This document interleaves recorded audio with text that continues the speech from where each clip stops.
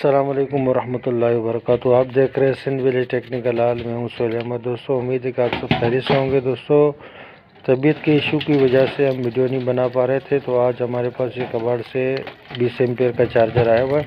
तो इसको जो है ना बहुत बुरी हालत थी, तो इसको हम पहले वॉश कर देते हैं। उसके प्रिंट वगैरह सारे जले हुए हैं, तो हमने जो है ना इसको जंपर करना है। और ये सारे कंपोनेंट आप देख सकते हैं कि यहाँ से निकले हुए हैं।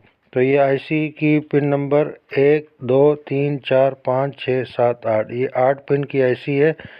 तो इसकी पिन आउट की आपको बताते हैं इसी वीडियो में कि कौन सी पिन पर कौन सी रजिस्टर लगेगी। मुकम्मल मालूमात देंगे आपको। आप ये कि वीडियो में बने रहिएगा आखिर तक, ताकि आपको पूरी जानकारी हासिल हो।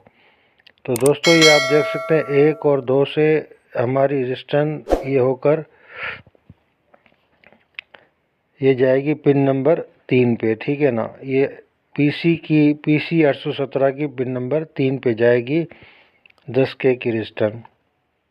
ये आप देख सकते हैं कि ये पिन नंबर 3 है, ठीक है ना।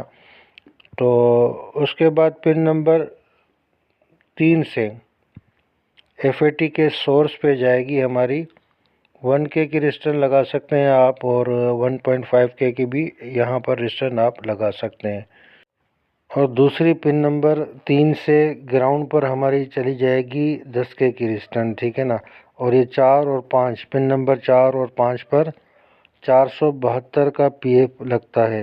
ये आप देख सकते हैं कि ये 472 का PF है। ये पिन नंबर 4 और 5 पे लग जाएगा, ठीक है ना दोस्तों। तो इस तरीके से जो है ना आप इसको लगा सकते हैं। हमने पहले ही लगा दिया था ताकि वक्त बच सके। तो दोस्तों अब उसके बाद हमारी आ जाती है पिन नंबर 6।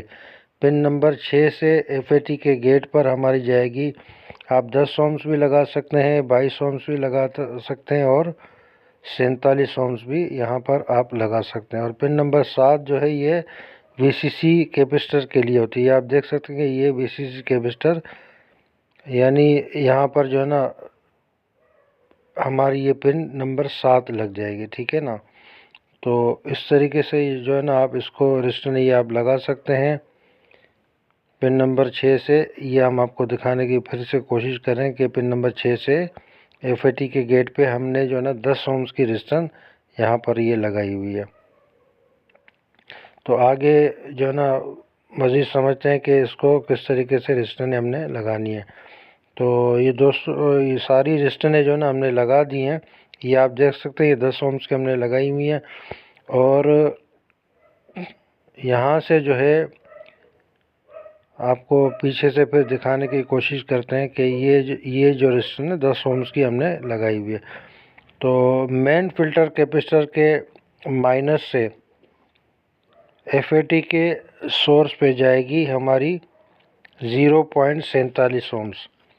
तो ये आप जो है ना ये यहाँ पर ये भी लगा सकते हैं। ये आप देख सकते हैं कि ये मेन फिल्टर कैपेसिटर है।